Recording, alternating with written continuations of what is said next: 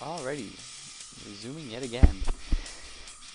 So Scourge is sort of backing off after that last little battle they had. Vitamancer is going to use her wards to pwn these neutrals, but she might get killed by this Windrunner if she gets spotted. So I guess Windrunner doesn't think to check. She just goes mid to farm the lane instead. Windrunner kills one of the two creeps and then backs off a little.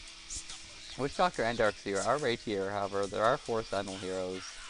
And depending on how coordinated this is, it could really go either way. Windrunner is killing wards, so she should be a bit cautious. Witch Doctor kind of wastes the stun as Maledict. They really need to get the heck out of there, and that Witch Doctor uses stun as Maledict.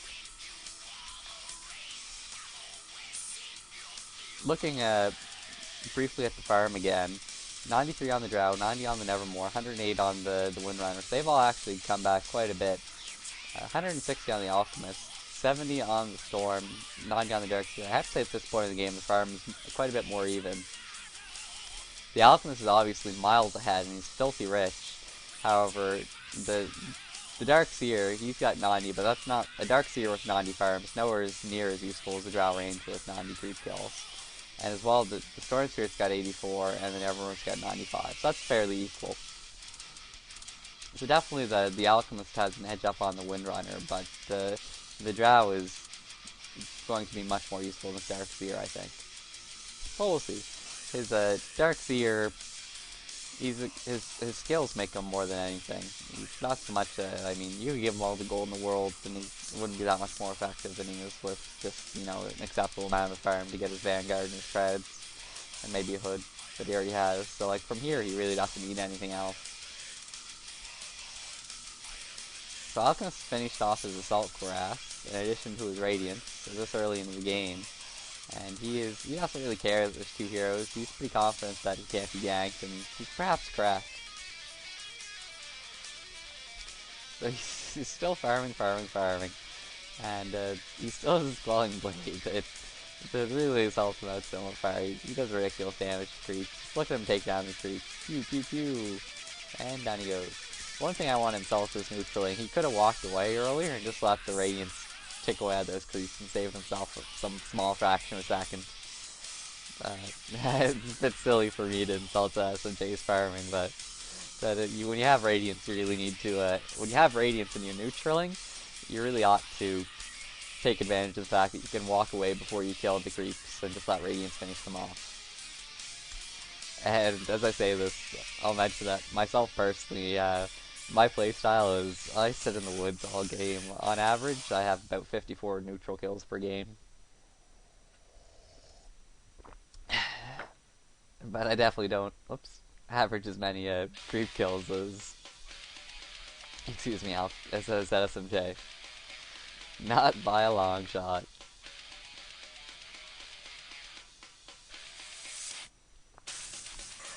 It's a pretty slow-paced game. 26-minute mark now and only 18 kills. I guess this is pretty typical Chinese Dota, which is unfortunate in some respects, because the more recent Chinese Dota games I've seen have all been like laughing in the face of the Chinese Dota stereotype, and they've all been very exciting games, but I guess a more typical game just reminds everyone that yes indeed, this is very typical Chinese Dota, this is what it's all about. Star Spirits finishes off in BKB, so and Witch Doctor's picked up a gem. So with this gem, they're kind of looking to win the game. They're taking out wards left, right, and center. But if they lose it, it could be very unfortunate. Alchemist is double damage for him, so he does about 250 damage, which is pretty silly. Nevermore is firing up there like a madman. They might go after him. Now, looks like they're going to push mid instead, and Nevermore's TPing mid to defend.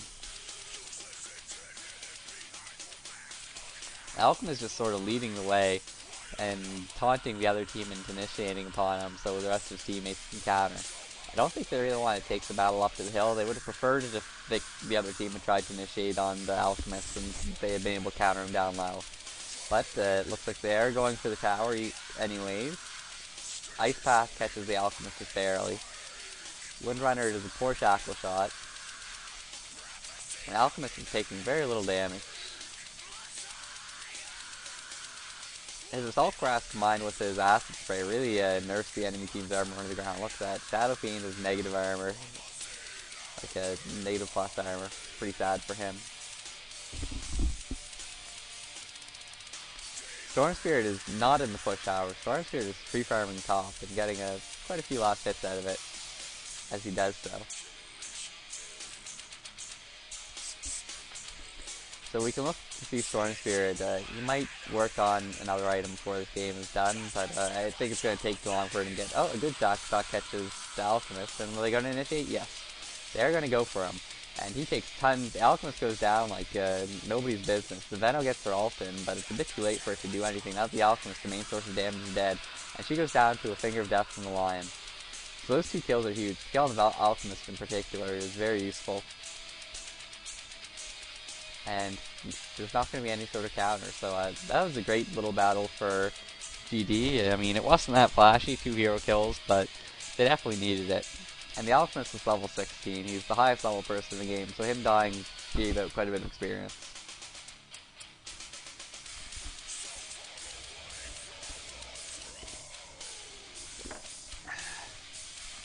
Scourge's problem, I think, is I think the big lack in their team is they don't have any great range DPS. Storm Spirit's okay, but when you go BKB first, he's not going to do any DPS for a while. Like a Drow Ranger on their team would have made me probably a bit happier than this Darkseer. I'm just not much of a Darkseer fanboy, but I mean, Alchemist is good with all his farm, but being a melee carry is just it's a tough thing to do, even when you get ridiculous farm. Because the other team can just sort of kite you, and it doesn't work out too well most of the time. But if he picks up another item, maybe I'm not sure what he's going to go next. Perhaps a Satanic or Heart of Trask, maybe, or maybe for ridiculous DPS, a Desolator. I think he definitely needs something to increase his hit points, like an Armlet, perhaps. His hit points are just a little low at this point, I think, given that he's carrying an Assault Cuirass and a Radiance, which really makes you prime target. They really want to kill him because of those 2 items. They take those items out of the fight and they're much better, and the Alchemist goes down again. Pretty low hit points. Didn't have his ultimate on, only 1300 hit points. Now Darkseer goes down too, so at this point I almost think that Sentinel is winning, and now they're chasing down the Storm Spirit. Are they going to get the Storm Spirit? No, I don't think they can get the Storm Spirit, but they pick up 3 kills there. The Veno, the Darkseer, and the Alchemist. And the Drow Ranger's got her BKB, and I think at this point in the game, Drow Ranger's going to start dominating more and more. It's not going to be pretty for them, and Alliance is such a great support hero to have, because he's got his nice AoE stun, and compared to the other team, like, I'm just wondering, who on the other team can deal with Drow Ranger? And the only person who can really try is Alchemist, but his hit points are so low that he just gets taken down so early in the fight. Sentinel really needs to have a team battle started with some proper initiation from Storm Spirit. When they're all there, Storm Spirit's kind of been absent. Their teamwork, they've been sort of all apart from each other. They really need to have a team battle with Storm Spirit. Zips in, they pick off the Drow Ranger, and then they win the fight. Probably not like this, though. Storm Spirit, you need your allies to back you up. He gets out of there. He uses Illusion Rune to not do much. Maybe he should have saved that for an actual team battle. He zips again, so they're trying to get the Drow. She's slowed by the Veno. She's being stunned by the Alchemist. Her BKB, I guess, was on cooldown. And she gets picked off by the Alchemist. Now the chase team is in full force. The Storm Spirit zips in. He doesn't have mana for a pull. He's close. Okay, now he has enough mana for a pull. However, he uses it for an electric... a fake... I don't know what that's called. I'll remember it later and be embarrassed. In any event, so we have a TP coming in from yellow, but there are 4 Sentinel heroes here, and 5th coming soon, and this tower's already half dead. So this push might see Arax go down. Most likely it will. The Drow Ranger, the Sentinel team really needs the Drow Ranger. Without the Drow Ranger, they're almost nothing.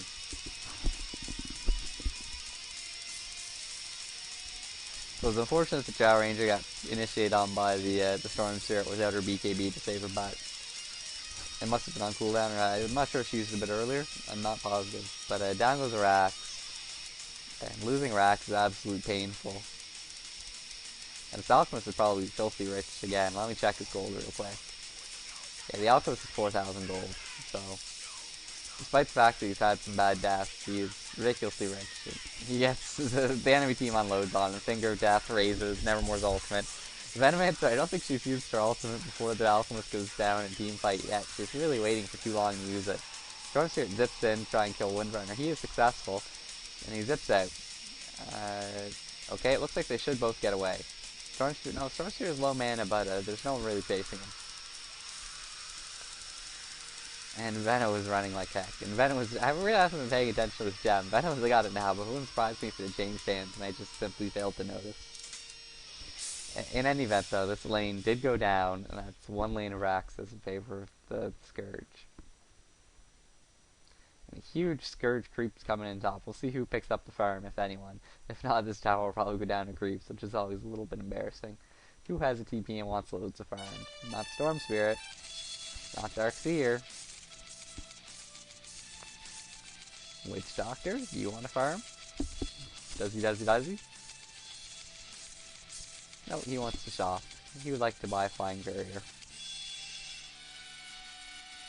I'm not sure why I bought the Flying Courier rescue, that must have been a misclick. In goes the Alchemist. And he farms this up like nobody's business. He really wishes he'd gotten here sooner because he missed half of them, but in any event, he is filthy rich. So he's picked up an Ogre. So I guess he's going for the BKB.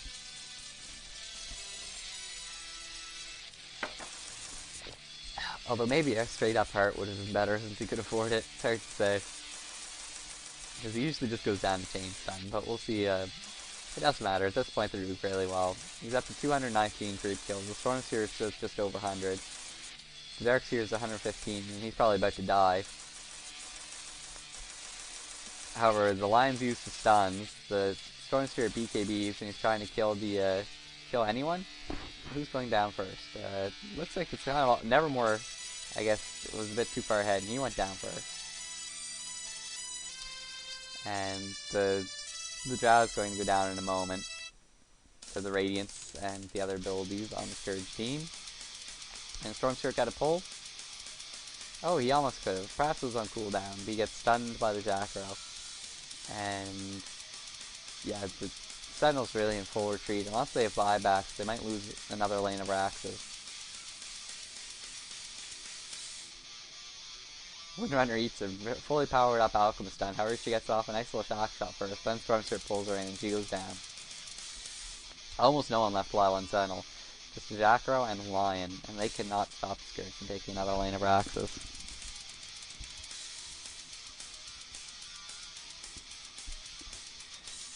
Then the Scourge goes for this bottom tower because at the top they would have had to take this one first to take the lane of Raxus. They just go for this one instead.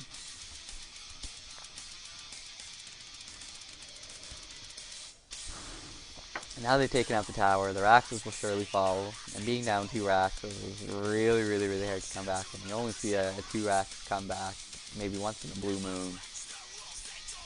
And I just looked at my window, and the moon is not blue today.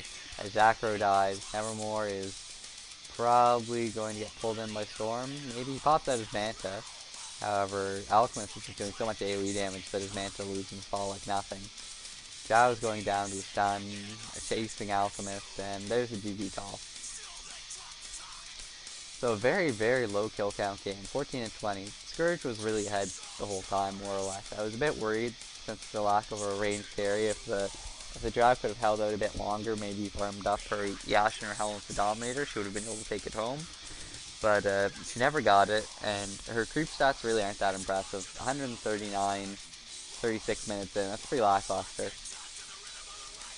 Nevermore at 170 is a bit more like the Drow should have been, or maybe even a little higher for the team to have succeeded. The Windrunner had massive amounts of free farm and never really got to do anything. Scourge chose to just ignore, and that was a pretty good decision because even though she had this pretty much as good a game as she could have had, it wasn't enough for her team to win. Really, the Alchemist was hugely powerful, combined with the Storm Spirit and Venom's ult. In particular, I think Venom's a support hero with his ultimate contributed a fair bit more than, well, maybe not. Lion contributed quite a bit with his stuns and kills too. Anyways, KQHC over and out.